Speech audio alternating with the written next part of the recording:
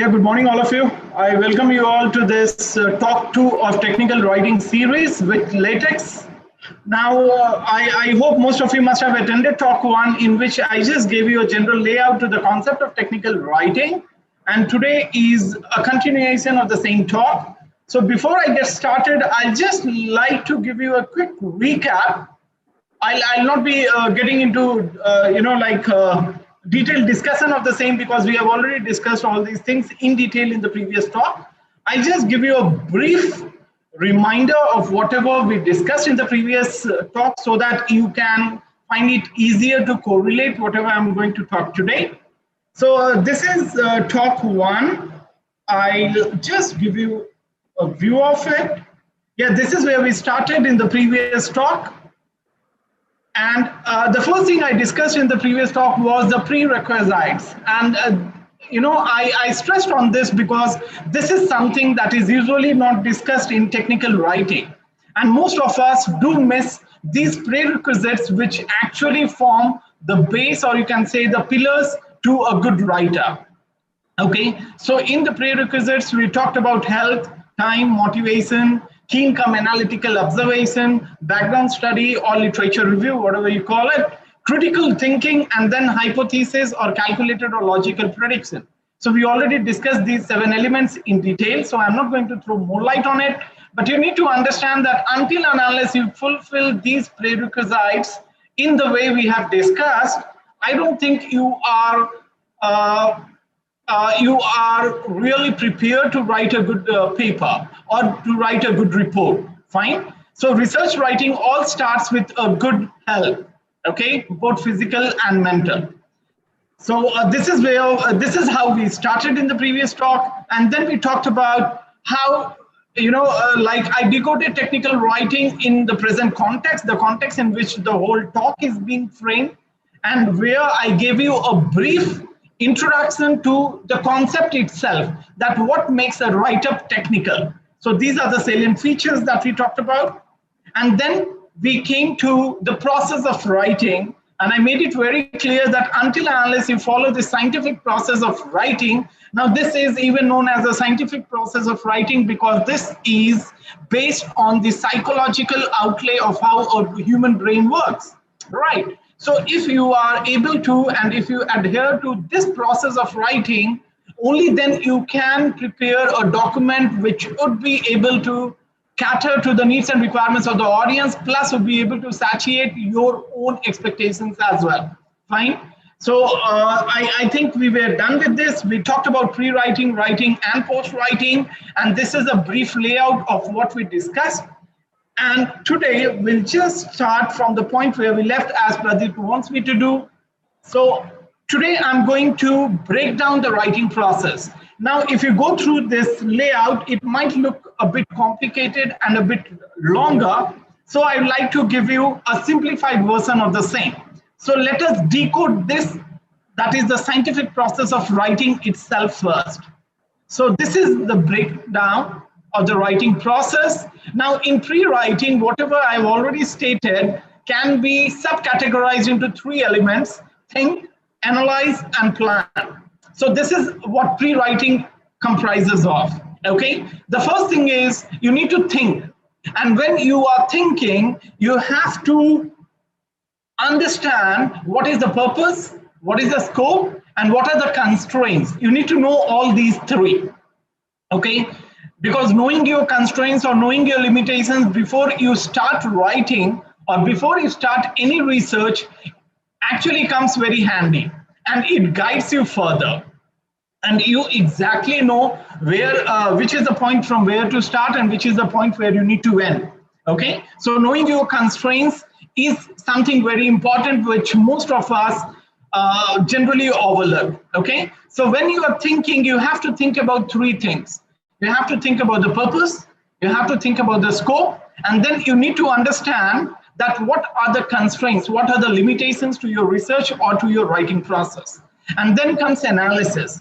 In the analysis, you have to analyze a few things such as audience, and this is very important. So if you exactly know your audience, your text would be able to cater to the needs and requirements and expectations of the audience better.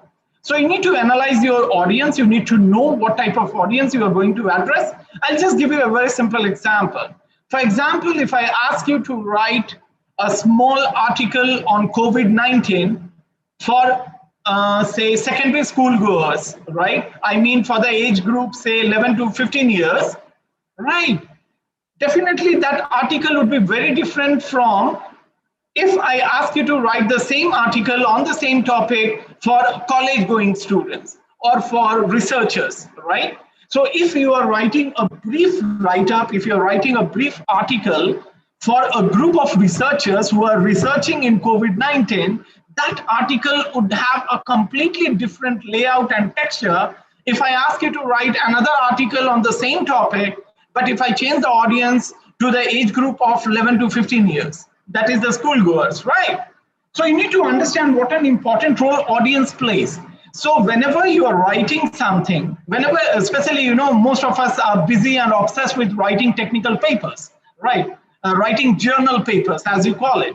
Now, when you're writing journal papers, if you exactly know what is the style and what is the type of audience, or what are the type of audience who read the journal, who go through those journal entries, you will be able to write better, right? So only following the author guidelines is not going to help you.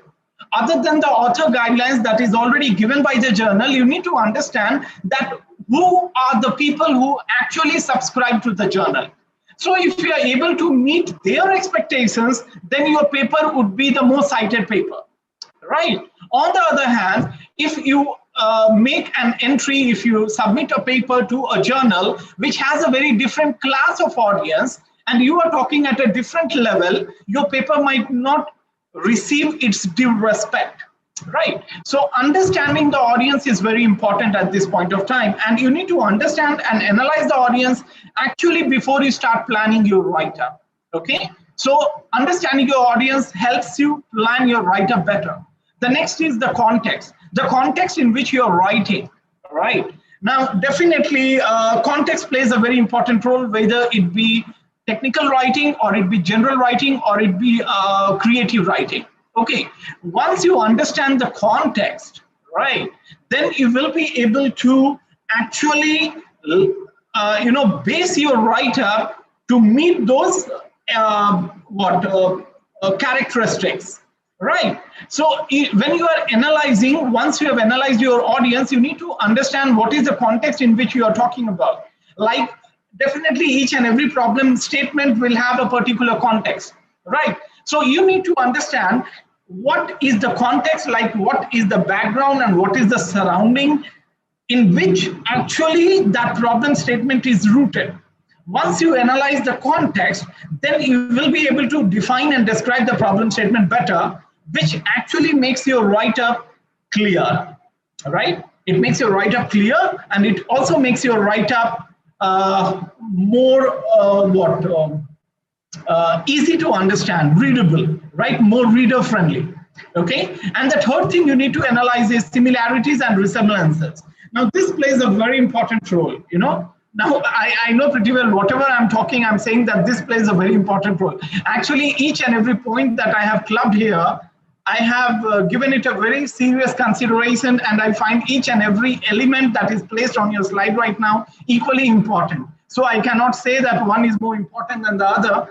Actually, all are equally important because all of them, they put together, they give you a good write-up, okay? So the third thing you need to analyze is similarities and resemblances. Now, whenever you're writing on topic, let me inform you, you are not the only author who is writing on the topic or who has. There would be a lot of authors who must have written on the topic. There would be a lot of other authors who are writing on the topic. So you need to be updated. What are the material which are already published on the given topic. So you need to understand, you need to read, you need to analyze, you need to cross-refer to all the similar articles, right? And you need to make sure that which are the areas where your write-up is going to resemble to the other write-up, so that you can use the other write-up as a source of reference, okay? Otherwise, you can make your write-up, you can design your write-up in such a way that it will exactly not copy something which is already published, right? So in the pre-writing stage, when you are thinking, you have to think about the purpose, scope, and constraints. And when you are analyzing, you have to analyze your audience, the context in which the paper is rooted or in which the article is going to be published, and again, the similarities and resemblances. That means all the literature that has already been published on the given topic. Okay. The third thing is plan. Now, in the pre-writing, as you know, the entire pre-writing stage is a planning stage. That is what we discussed in the previous slide. But you need to understand that the exact planning of the write-up starts at level 3. Okay. So first, you have to engage yourself in thoughts, right? In the thinking process, in the thought process, you have to analyze, and then only then you are actually ready to plan. Okay, so in the planning, what is the planning that you have to do? You have to plan the structure, okay?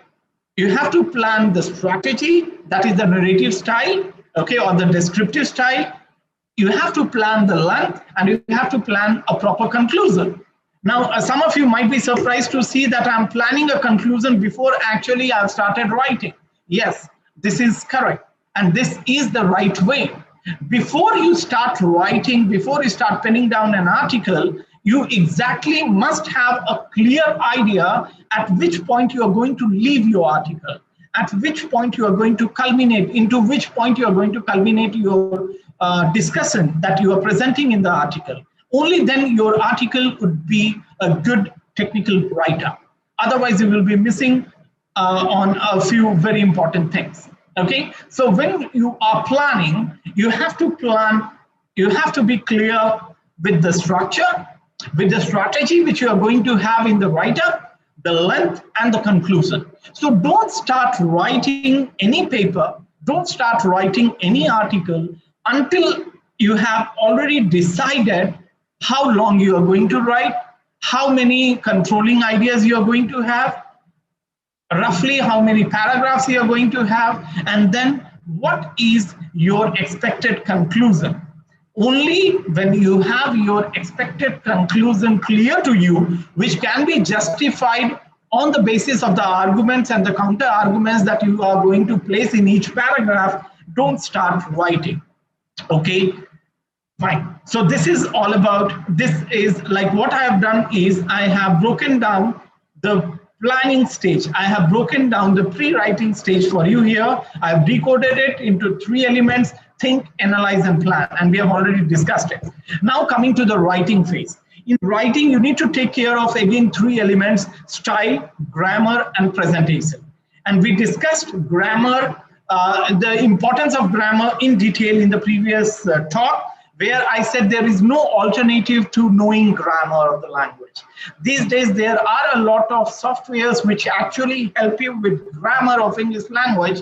But again, you need to be careful because AI is very good to some extent, but especially in most of the creative faculty, AI fails. Okay, so because whenever you write, actually it is context related. And the context can be understood only by human brain, not by any, I don't know, till date, I have not come across any AI machine which can actually think like a human brain does, right? So what you need to understand is knowing your grammar is very important, because these softwares such as Grammarly and all, they can help you with the machine grammar. Okay, that means the language grammar. But you need to understand that a lot of writing is done with connotational derivatives and denotational derivatives, right? So whenever it comes to connotative and denotative meaning of a text, the machine will fail. So it is better to learn your grammar, and actually it is not that difficult. And still, if you're struggling with your grammar, you need to find a shortcut. You need to find a bypass. Now, what is a bypass? When I say a bypass, what I mean? What I mean is, if you are not confident with the use of punctuation and relative clauses and conjunctions, it is always better to write smaller sentences. Okay? The same idea can be expressed in smaller sentences, and actually it is possible, right? So if you exactly don't know how to link 2 ideas together, if you exactly don't know how to use a colon and a semicolon and a hyphen and a dash, it's better not to get into a sentence which needs all these punctuations, right? If you don't know how to use relative clauses, there is no need to put two comparatives, okay, or two analytical statements in the same sentence, right? So you can always avoid it, okay? So first, and the most important, learn your grammar. Once you learn your grammar, writing becomes very easy.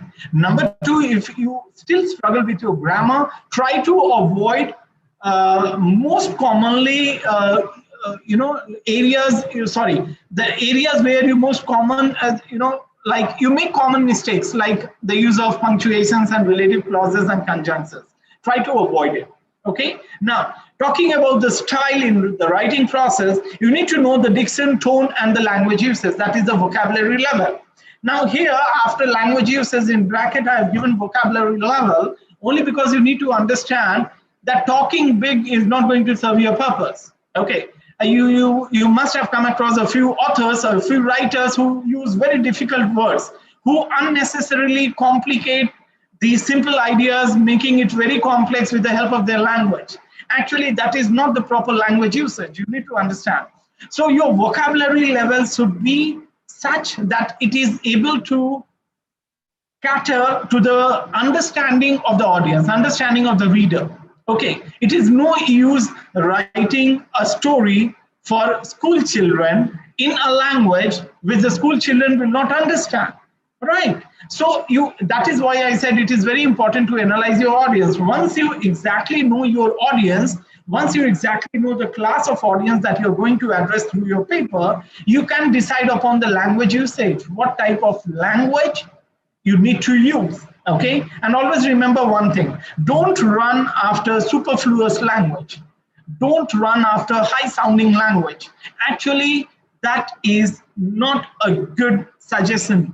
Okay, some of the authors might advise you that when you use 3 or 4 complicated words in each and every sentence, when you use 2 or 3 words, high sounding words in each and every sentence, your language looks rich. No, it doesn't, right?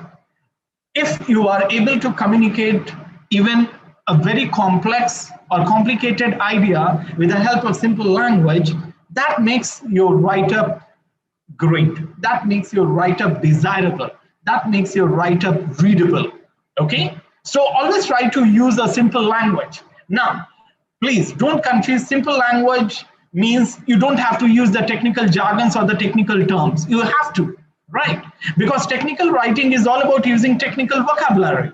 So you cannot, like bypass, you cannot refrain from the use of technical terminology. So please don't confuse when I ask you to use a simple language. I'm not suggesting you not to use technical terminology.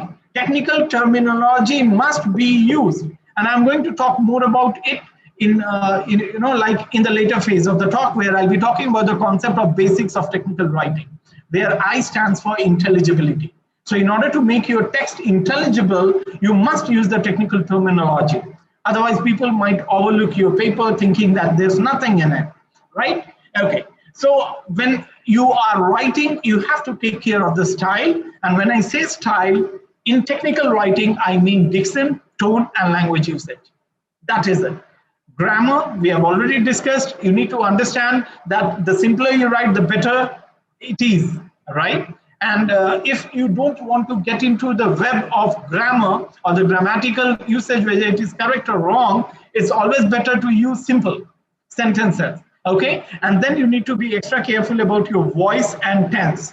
Okay, tense is something that is really most irritating when it comes to Indian writers, because the problem is in our mother tongue we have a very different usage of tenses.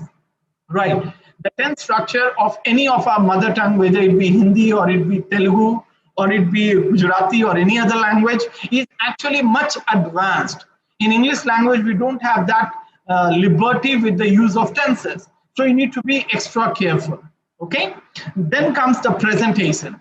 Okay. So when you are writing, always remember only putting down the ideas is not important, but putting down the ideas in the proper layout. Okay. In the proper design, in the proper structure is more important. Okay. So how you present your ideas is as important as how important the ideas are. Some of the times you might find that even very good ideas are lost in the maze of language, and they actually don't communicate or suggest the meaning that is expected out of the text. Right. So you need to understand that only having the right information will not serve your purpose, but you need to know how to design, how to present that right information as well. Okay, so in the presentation, while you're writing, you need to be careful about linear and non-linear text. That means you have to place linear and non-linear text as at equal intervals, and you have to place it in such a way that the linear text will complement the non-linear text and the non-linear text will complement the linear text. And when I say non-linear text, what is it that I mean? When I say non-linear text, I mean pictures, graphs, tables, statistics, whatever which is not a straight language is actually a non-linear text. Right. And always remember that a graph can communicate more message than 2 or 3 paragraphs of black and white writing.